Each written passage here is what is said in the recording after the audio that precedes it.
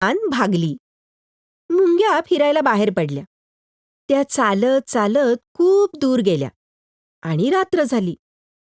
मग त्या एका झाडाखाली थांबल्या. त्या सगळ्यांना खूप तहान लागली होती. झाडावर एक कोळी होता. तो म्हणाला, "तलाव खूप दूर आहे. सतत चालत राहिलात तरी 3 दिवसांनीच पोचाल तिथे. आता काय होईल?" मुंग्या एकमेकींना विचारायला लागल्या. कोळी म्हणाला, "सकाळपर्यंत थांबा. कसंही करून मी तुमची तहान भागवतो." सगळ्या थकल्या होत्या त्यामुळे लगेच झोपी गेल्या. सकाळ झाली आणि कोळ्याच्या संपूर्ण जाळ्याला दवबिंदूंचे थेंब लटकत होते. कोळ्यांनी मुंग्यांना आवाज दिला. मुंग्या उठल्या आणि जाळ्याकडे गेल्या. सगळ्यांनी आपली तहान भागवली.